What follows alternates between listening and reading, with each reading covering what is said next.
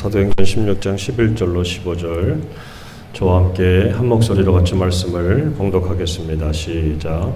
성령이 아시아에서 말씀을 전하지 못하게 하시거늘 그들이 부르기아와 갈라디아 땅으로 다녀가 무시아 앞에 이르러 비두니아로 가고자 애쓰되 예수의 영이 허락하지 아니하시는지라.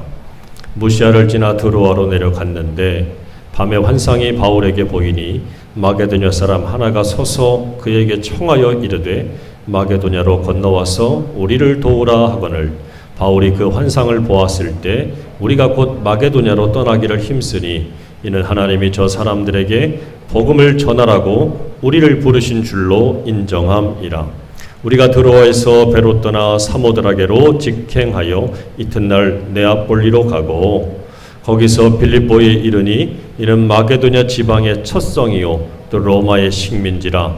이 성에서 수일을 유하다가 안식일에 우리가 기도할 곳이 있을까 하여 문밖 강가에 나가 거기 앉아서 모인 여자들에게 말하는데 두아디라시에 있는 자색 옷감 장사로서 하나님을 섬기는 루디아라 하는 한 여자가 말을 듣고 있을 때 주께서 그 마음을 열어 바울의 말을 따르게 하신지라. 그와 그 집이 다 세례를 받고 우리에게 청하여 이르되 만일 나를 주 믿는 자로 알거든 내 집에 들어와 유하라 하고 강권하여 머물게 하니라. 아멘. 잠시 한 번 더 기도합니다. 주님 감사합니다. 귀하신 말씀 함께합니다. 오늘도 주시는 말씀을 통한 은혜가 전하는 종과 듣는 모든 성도들에게 가득하게 하여 주옵소서. 성령께서 주관하시고 인도하시고 다스리시고 함께하심 믿고 예수님의 이름으로 기도드립니다. 아멘.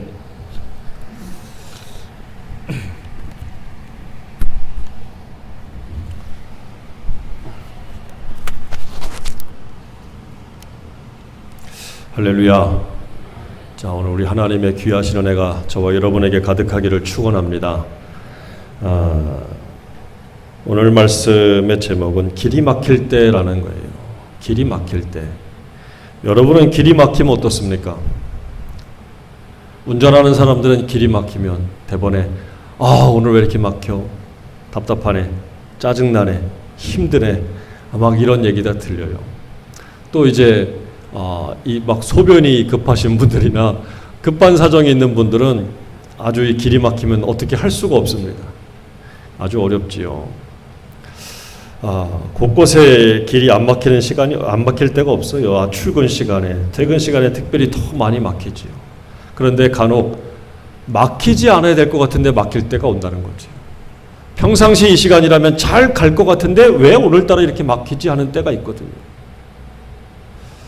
그런데 인생을 살다 보면 그럴 때가 꼭 있더라고요. 인생을 살다 보면 안 막힐 것 같은데 막힐 때가 있더라는 거지요. 인생의 길도 계획이 틀어지고 기대를 높게 가졌는데 기대가 꺾여지고 했던 약속이 미뤄지거나 깨지고 뜻대로 되지 않을 때 인생의 길도 얼마든지 우리 앞길을 가로막고 막히더라고요. 특별히 예상하지 못했을 때 잘 될 것 같았는데 요만큼만 더 가면 되는데 왜 지금 막히지? 왜 지금 끊어지지? 할 때가 분명히 온다는 거죠. 그때 대부분의 사람들이 어떤 사람들은 너무 힘들면 현실을 피하고 싶고 심하면 극단적인 선택을 하는 경우들도 있더라는 거지요. 저희 딸도 고3이에요. 아이들이 이제 수능이 얼마 안 남았지요. 수능시험 보는 아이들이 수능시험 끝나고 나서 그 실망과 절망이 너무 커서 마치 이 시험이 내 인생 전체의 길을 다 가로막고 있다고 여겨서 그런지 그 결과에 따라서 너무 실망해서 다리로 가고 아파트 옥상으로 가는 아이들도 있더라는 거죠. 취업의 길이 활짝 열리면 좋겠는데 취업의 길이 막혀요. 먹고 살 길이 막막한 거죠. 뭘 해야 사는지 힘들고 어려운 아이들도 많고 그런 청년들도 많죠. 대출의 문이 막히기도 하고 그래서 집을 샀는데 대출이 막혀서 몇 억씩 툭툭툭툭 떨어진다는 거예요. 소위 우리 말하는 영혼을 끌어모아서 이 집 저 집 은행까지 다 빚져가지고 집을 샀는데 집값이 툭툭툭툭 떨어져가지고 어떻게 할 줄을 모르겠다고 하는, 멀리 갈 것도 없죠. 여기서 가까운 세종만 해도 뭐 3, 4억씩 떨어지는 집들이 지금 막 수두룩하다고 그래요. 막힘이 없이 시원하게 간다면 얼마나 좋겠습니까? 고속도로든 뭐 일반 도로든 인생의 길이든 그렇게 갔으면 좋겠어요. 그런데 호락호락하지 않습니다. 참 어렵단 말이지요. 모든 일이 다 뜻대로 순리대로 잘 풀리면 좋겠는데 얼마나 우리의 앞길을 가로막고 있는 일들이 왜 그렇게 많은지 모르겠어요. 그때마다 우리에게 찾아오는 것들이 뭡니까? 실망이죠. 실망이에요. 아, 왜 나는 이렇지? 왜 나는 이 시대에 이렇지? 왜 우리 집은 이렇지? 난 안 되나 보다. 그런데 영어에 이런 말이 있습니다. 영어 속담에 Man's disappointment is often God's appointment라고 하는 이런 얘기가 있어요.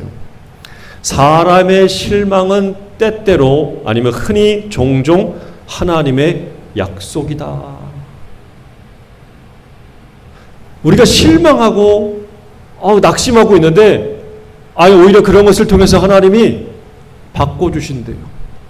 그런 때를 통해서 하나님이 뭔가 새로운 약속, 새로운 도움, 새로운 길을 여시겠다라고 하는 또 다른 의미를 주고 있다라는 거지요. 내 실망을 통해서 오히려 하나님이 일하실 때가 있구나, 바꿔주실 때가 있구나라는 사실을 성경을 통해서 보게 됩니다. 우리가 잘 아는 창세기에 요셉의 이야기가 나와요. 요셉은 야곱의 11번째 아들이었지요. 참 사랑받았어요. 왜? 야곱이 그의 요셉의 어머니 라헬을 너무너무 사랑했거든요. 그러니까 그 자식이니까 얼마나 애지중지하겠어요. 그래서 옷도 따르게 입히고 먹을 것도 더 챙겨서 주고 했더니 아버지는 흡족했는데 그걸 지켜보는 형제들은 속에서 불이 나는 거예요. 아니, 다 똑같은 자식인데 왜 쟤만 챙겨? 왜 우리는 이렇게 소홀해? 너무너무 화가 나고 실망했던지 어느 날 형들을 만나러 온 요셉을 어떻게 합니까? 구덩이에 밀어넣고 죽이려고 그랬어요. 비극이지요. 형제가 형제를 죽이려고 하는. 차마 형제라 죽일 수 없으니까 유다가 말립니다. 큰형도 말립니다. 그래서 결국 어떻게 합니까? 죽이지를 못하고 애굽으로 가는 노예 상인들에게 동생을 팔았습니다. 노예의 몸값을 받고 팔았어요. 얼마나 힘들어요. 하루아침에 귀한 집 자식에서 이제 남의 나라, 남의 땅에 가서 남의 집에 종이 되었습니다. 근데 요셉이 참 희한해요. 그 정말 절망의 구덩이에 빠지고 인생의 구덩이에 빠져서 자기 앞길이 다 끝났는데 그 속에서도 요셉 어떻게 합니까? 하나님을 바라봐요. 참 희한한 청년이지요. 하나님을 의지하고 있더라는 거예요. 하나님을 바라보고 하나님을 의지하면서 요셉이 어떻게 합니까? 성실히 맡은 바 일들을 다 수행하고 감당하고 있더라는 거예요.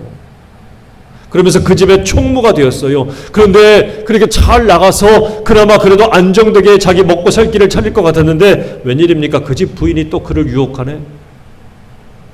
뿌리치고 도망가다가 그의 옷이 벗겨졌고 결국 그것 때문에 누명을 뒤집어 써서 왕의 죄수를 가두는 감옥에 갇히게 되어서 오늘 죽을지 내일 죽을지 모르는 그런 참 처량한 신세가 되었어요. 이건 길이 완전히 그냥 무슨 담벼락이 요셉의 앞을 철컥철컥 막고 있는 것 같아요. 그런데 요셉은 그 속에서도 어떻게 합니까? 실망하지 않았어요. 오히려 감옥을 지키는 간수장의 신임도 얻습니다. 참 대단한 청년이에요. 그 어려운 순간에도 하나님을 계속해서 의지하고 있었습니다. 마침내 애굽의 바로 왕의 꿈까지 해몽해 주었지요. 7년대 풍란과 7년대 환란을 준비하라고 하는 요셉의 지혜에 탐복해서 요셉을 마침내 애굽의 넘버 2 총리로 삼아 주었어요. 이 요셉의 이야기지만 이 모든 일들이 13년 동안 이루어진 일입니다. 얼마나 힘들고 어려운 그 시간을 보냈습니까? 그러나 요셉이 그 어렵고 힘들어서 자기 앞길이 다 끊어지고 막혀지고 정말 멈춰버린 것 같은 그 순간에도 성경이 말하는 게 뭐예요? 하나님을 바라봤더니 하나님이 어떻게 해요? 길을 열어주시겠다라는 거예요. 분명히 우리의 눈으로 볼 때는 요셉의 이야기를 들었다면 우리가 어떻게 하겠습니까? 아, 요셉 걔 감옥에 갔대. 아, 인생 끝났구만. 걔 이제 볼장 다 봤어.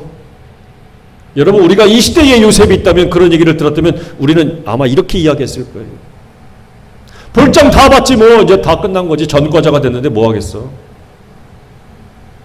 그런데 놀라운 건 그 끝장난 같은 인생의 요셉을 하나님이 축복의 길로, 새로운 길로, 높은 길로 인도하고 계시더라는 사실이에요. 인생의 길은 언제나 활짝 열리지 않습니다. 그러나 하나님 안에 있을 때 하나님은 인생의 꽉 막힌 길 대신에 다른 새로운 길을 열고 있다는 사실을 우리는 늘 믿고 고백하고 있어야 돼요.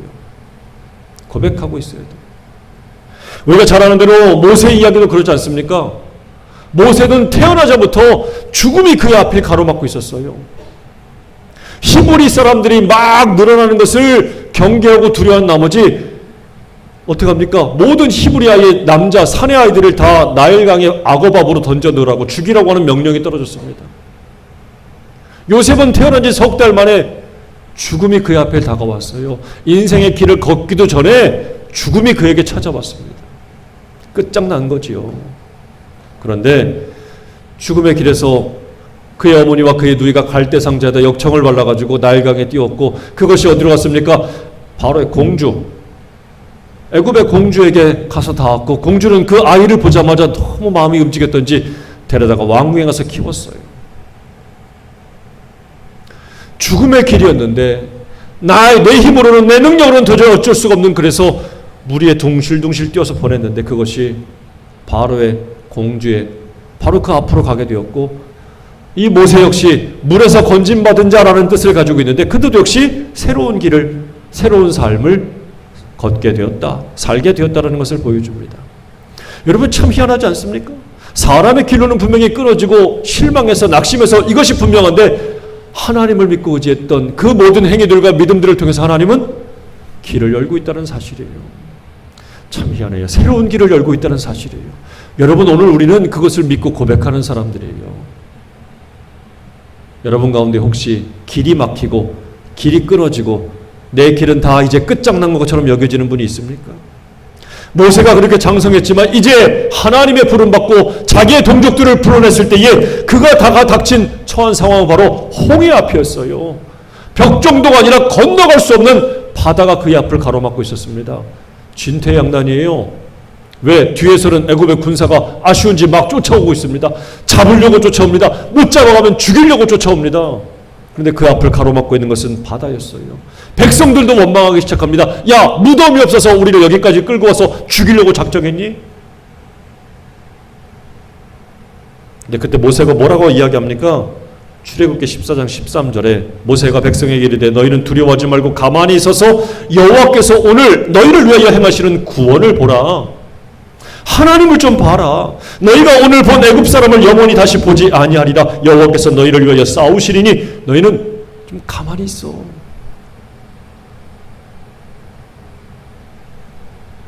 마침내 모세가 지팡이를 들고 손을 앞으로 내밀자 그 막막했던 바다의 길이 열렸어요.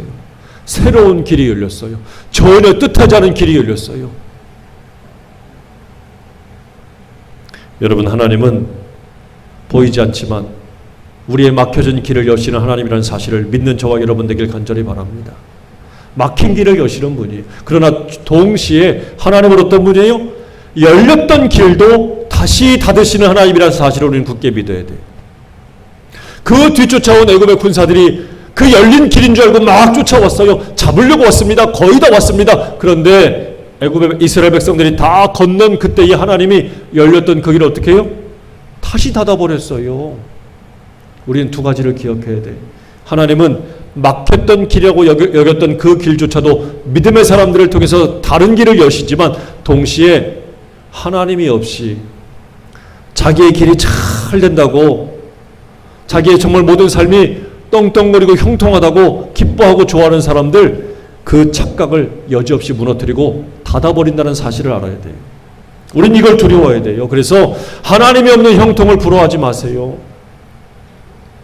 하나님이 없는 형통의 길은 다시 막힙니다. 지금 열린 것 같아도, 고속도로 같아도 결국 닫아진다는 사실을 기억하고 믿고 하나님의 길을 걷는 저와 여러분 되길 바랍니다. 그럼 우리 시간 같이 고백해 보겠습니다. 같이 읽어볼게요. 시작.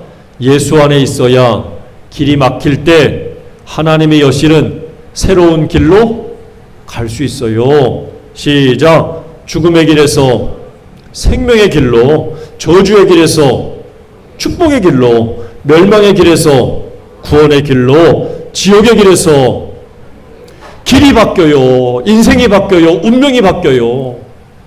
그러니 무슨 일이 있어도 우리가 알아야 되는 것은, 아무리 내가 길이 막히고 내 앞에 뜻하지 않은 인생의 구덩이가 나타날지라도 우리는 항상 누구 안에 있어야 됩니까? 예수 그리스도 안에 있어야 돼요. 예수 안에 있어야 돼요. 정말 주님 안에서 있을 때에 주님은 내 길이 끊어지고 막힌 것 같고 구덩이가 있는 것 같지만 하나님 반드시 어떻게 하신다? 다른 길을 여신다 라는 사실을 믿는 저와 여러분 되길 간절히 바랍니다. 오늘 본문의 6절에 이런 말씀이 나오죠. 성령이 아시아에서 말씀을 전하지 못하게 하시거늘 그들이 부르기아와 갈라디아 땅으로 다녀가 무시아 앞에 이르러 비두니아로 가고자 했을 때 예수의 영이 허락하지 않았대. 연거푸 2번이나.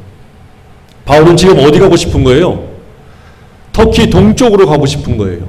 그게 아시아 쪽입니다. 터키가 이 동양과 서양의 이 경계선이라고 할 수 있습니다. 그래서 동쪽이 아시아고 이쪽으로 이제 가면 유럽인데, 이 바울은 이 터키에서 이제 유럽 아시아 쪽으로 가고 싶었던 거예요.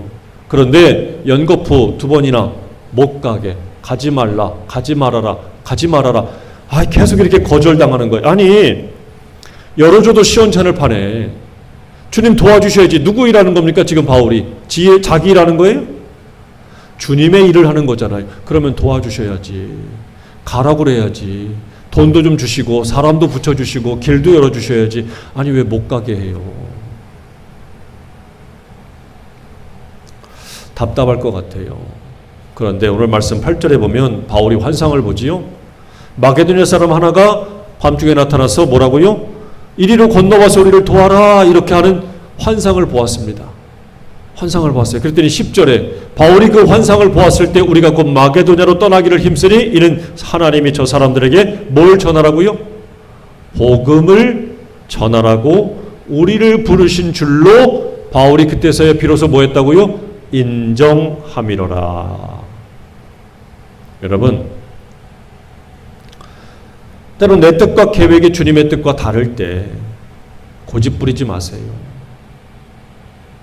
고집 부리지 마요. 나는 죽어도 여기 있어야 되고 나는 죽어도 이 길로 가야겠다라고 여기는데 자꾸 그 길이 막혀져요. 안 돼요. 계획과 뜻대로 자꾸 안 됩니다. 그런데도 자꾸 무리해서 가려고 할 때가 많거든요. 그런데 그때 기도해야 돼요. 그리고 뭘 해야 됩니까? 인정할 줄 알아야 돼요. 주님 이 길을 막으시는구나. 그리고 주님이 지금 뭐라고요? 바울은 이 길을 여시는구나. 왜? 하나님의 복음을 전하라고 나에게 하시는구나. 뜻이 이쪽에 있구나라고 그때서야 바울이 뭐라고요? 인정했대요. 사실은 이 환상을 볼 때까지 바울이 인정이 안 됐던 거예요. 아니, 나는 자꾸 이쪽으로 가고 싶은데 왜 이 길로 가라고 하십니까? 그 이유가 있어요. 그 이유가 뭐냐면 오늘 말씀에 보면 바울이 이제 드로에서 배를 타고 어쨌든 간에 인정하고 났으니까 이제 유럽으로 갑니다. 그 첫 관문이라고 할 수 있는 빌립보에 이르렀어요. 그리고 13절에 보세요. 13절에 같이 읽어봅니다. 시작. 안식일에 우리가 기도할 곳이 있을까 하여 문밖 강가에 나가 거기 앉아서 모인 여자들에게 말했다고 하잖아요. 아니, 기도할 곳을 찾는데 어디로 갔습니까? 강가로 갔어요. 문 밖을 나가서 강가로 갔습니다. 왜 기도하려고 강가로 갔을까요? 여러분, 바울이 왜 이 빌립보 유럽 쪽으로 안 가려고 한 이유가 여기 있습니다. 바로 뭐냐면 유대인들은 남자들, 성인 남자 10명만 모이면 하는 일이 뭐냐면 회당을 만드는 일이에요. 회당은 시나고그라고 합니다. 그 회당에 모여서 예배를 드리고 교육도 하고 아이들 가르치기도 하는 학교 역할도 했어요. 근데 유대인 남자 10명만 모이면 바로 해야 되는 일이 회당을 짓는 일인데 지금 바울이 기도하려고 봤더니 여기에 뭐가 없어요? 회당이 없는 거예요. 그 얘기는 유대인들이 별로 거주하고 있지 않다는 얘기입니다. 그러니까 유대인들이 별로 없으니까 똑같은 유대인 입장에서 찾아가려고 해도 낯설고 힘들고 도움받기도 어려운 거예요. 회당도 없는 거예요. 그 말씀을 가르치고 전하고 할 그런 유대인 동족들이 별로 없는 거예요. 그러니 그쪽으로 가봐야 고생문이 훤하겠구나 싶은 거지요. 그래서 어떻게 합니까? 상대적으로 조금 더 사람들이 갔을 거라고 여겼던 아시아 쪽으로 가려고 했던 거지요. 근데 주님이 그 길을 막으시는 거예요. 내 생각은 이쪽인데 주님 생각은 내 생각과는 정반대요. 힘들고 어려워 보이는 그 길로 가라는 거예요. 그래서 바울이 나갔더니 그곳에 뭐가 있습니까? 여자들이 앉아 있었던 거예요. 회당이 없었어요. 맞아, 여기서 한 가지 더 생각해 보고 싶은 게 뭐냐면 회당이 없어요. 기도하기 어려운 순간이 찾아왔습니다. 여러분이라면 아마 어떻게 했을까요? 분명히 지금 기도할 만한 처소도 없어서 오늘은 좀 쉬자 라고 했을 것 같아요. 여기 유대인들도 별로 없고 안 했다고 누가 뭐라고 그럴 것 같지도 않고. 근데 바울이 어떻게 합니까? 찾아가고 있어요. 어디로? 강가로 찾아가. 왜?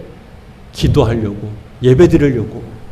여러분들은 어떻습니까? 오늘 보니까는 딴 데 있다가 오신 분들도 있는 것 같은데 여러분 찾아가세요. 기도하는 처소, 예배하는 처소. 멈추지 말고 찾아가세요. 포기하지 마세요. 낙심하고 실망하지 마세요. 바울처럼 찾아가야 돼.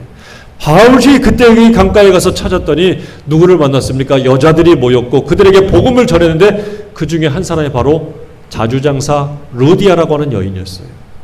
루디아. 마게도니아 최초의 개종한 여인 루디아라고 하는 여인을 만났습니다.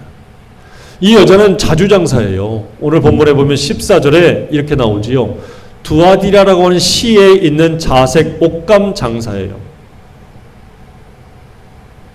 오늘날로 말하면요, CEO, 회사의 대표의 대표. 자색 옷이라고 하는 건 귀족이나 왕족들이 주로 입는 옷이에요. 그러니까 그런 고급진 이런 옷감들을 가지고 염색을 해가지고 그걸 판매했던 여인입니다. 당시에 여자들의 경제 활동이 그렇게 활발하지가 않았어요.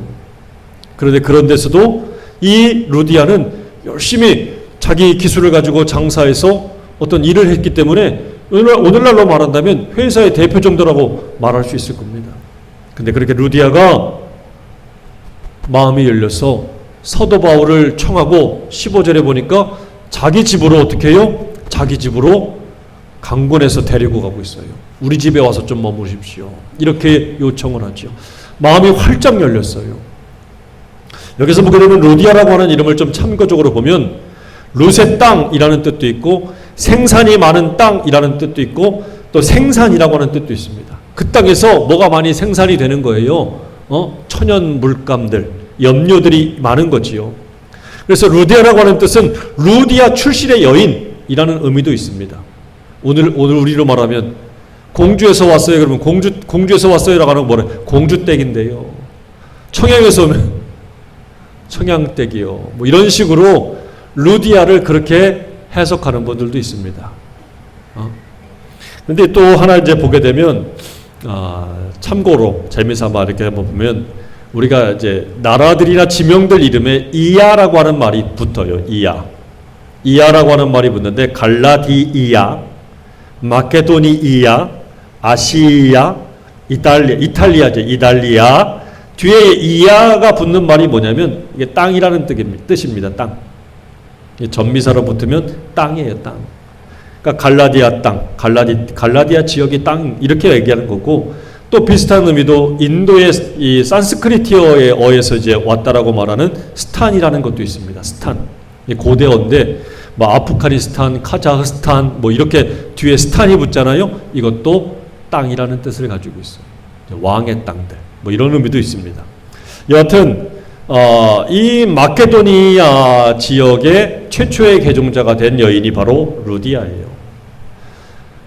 마음을 열었고 그 연 마음을 통해서 주님을 영접했더니 나도 살고 15절에 보면 자기 가족들도 다 같이 예수를 믿고 구원받게 하는, 모두가 살게 하는 그 여인이 되었고, 이 루디아를 통해서 이 빌립보 지역의 최초의 교회가 설립되는 아름다운 일이 생기게 되었다는 사실이에요. 할렐루야. 여러분 참 놀랍지 않습니까? 바울의 뜻은 분명히 달랐는데 주님이 가지마, 난 저쪽 안 가고 싶어 라고 했던 그쪽 길을 오히려 여셔서 교회가 세워지는 새로운 일을 보여주고 계시다는 사실이에요. 지난주에 어제 우리 지방에 개척교회가 하나가 설립이 됩니다. 제가 감리사가 되어서 지난번부터 우리 지방의 실행부 위원들이 같이 모여서 이분이 우리 지방에 개척하고 싶어요라고 해서 실행부 회의를 열었고, 그 회의를 통해서 우리 지방에, 그러면 저쪽에 이제 세종으로 가는 길 쪽에 동현동이라고 있습니다. 그쪽 지역의 교회를 개척하고 싶어요라고 하는 이 뜻을 전달해서 회의를 열어서 통과를 시켰어요. 우리 지방에 그러면 개척교회 허가 승인을 하겠습니다. 어제 그 교인들 몇 명이 왔습니다. 그리고 제가 구역회를 열면서 이분을 정식 담임 목사님으로 인정하겠느냐, 그리고 모시고 교회를 시작하겠느냐 확답을 받고 이제 교회를 이제 열게 되었어요. 앞으로 한 달 정도 이제 인테리어도 하고 모두 꾸미고 이래서 이제 이 교회를 시작하려고 합니다. 근데 이분이 이제 이 가까운 청양에서 부목사 생활을 하다가 1년 반 전에 멈췄어요. 뭔가 뜻이 안 맞아서 이제 목회 생활을 접었어요. 그 사모님이 이제 처음에 부부가 같이 저에게 찾아왔었는데 굉장히 힘들어하는 게 한눈에도 눈에 들어오더라고요.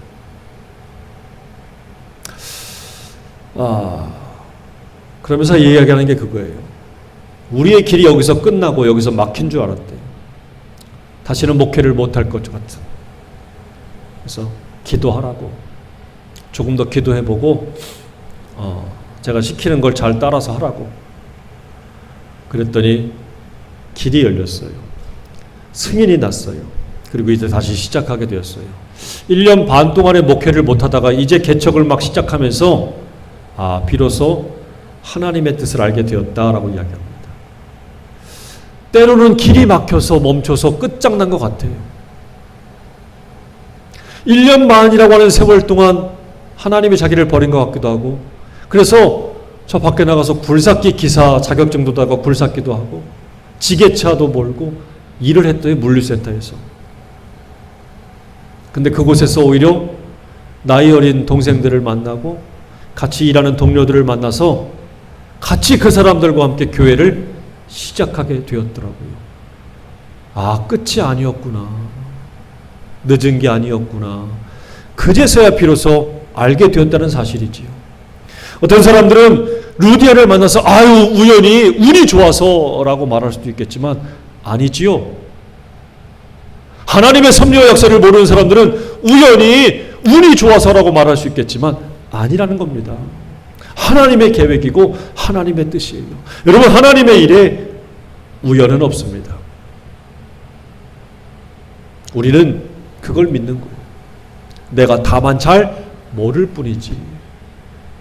그래서 믿음의 사람은 포기하지 말고 기도해야 돼요. 하나님을 향해서 계속 믿고 기도해야 돼요. 자, 그래서 14절에 보면, 오늘 다시 한번 읽어보면 이렇지요. 두아디라시에 있는 자세곡감 장사로서 하나님을 섬기는 루디아라는 한 여자가 말을 들을 때에 누가 그 마음을 열어주었습니까? 주께서 그 마음을 열어 바울의 말을 따르게 하셨다. 우연입니까? 필연이에요. 마찬가지로 내가 예수 믿고 하나님의 자녀가 되는 것은 전적으로 하나님의 은혜고 선물입니다. 여러분들도 지금 이 자리에 와서 있다는 것은 우연이 아니라 축복입니다.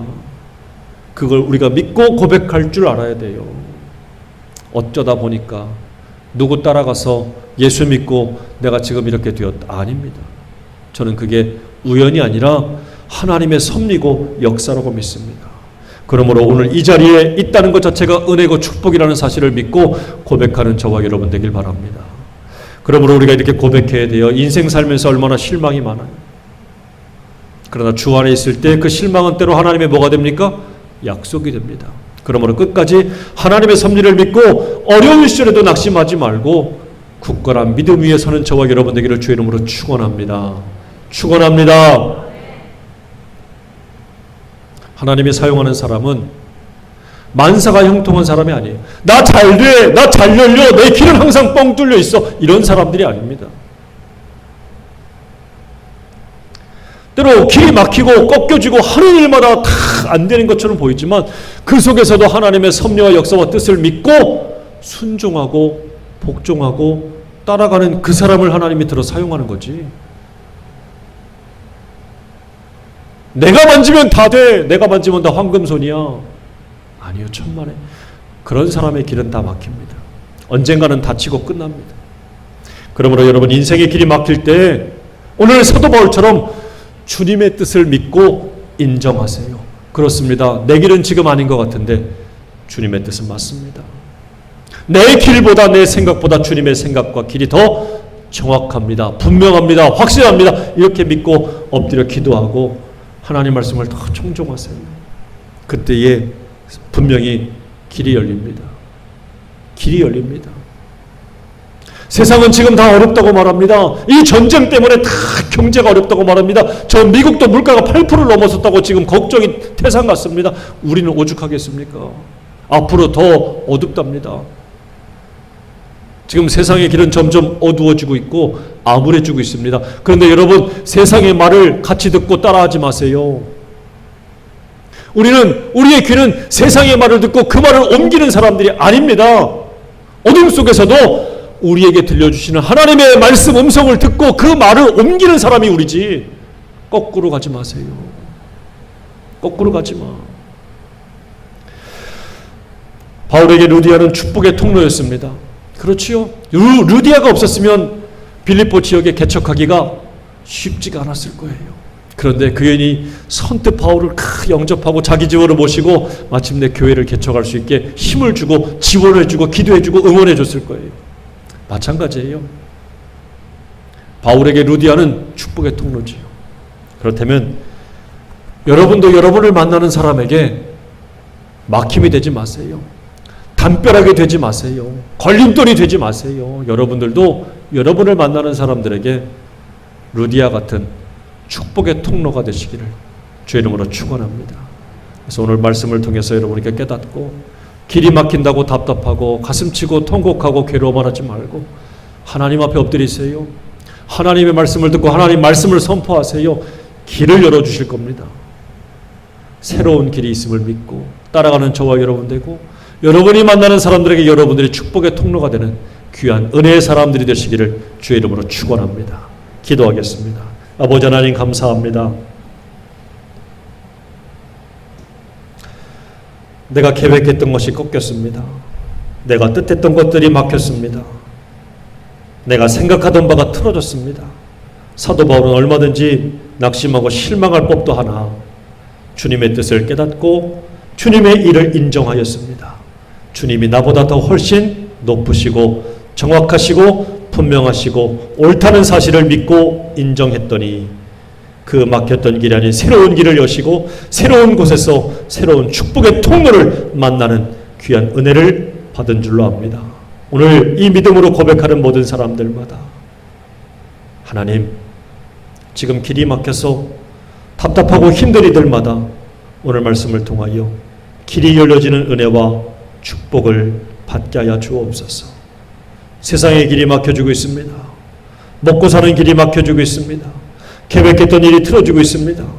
그럼에도 불구하고 오늘 바울처럼 이 시대를 사는 우리는 하나님의 음성을 듣고 하나님을 향한 믿음을 가지고 새로운 길이 열려지는 축복을 받는 성도 되게 하옵소서. 주님의 선한 뜻을 믿고 의지하며 예수님의 이름으로 기도드립니다. 아멘.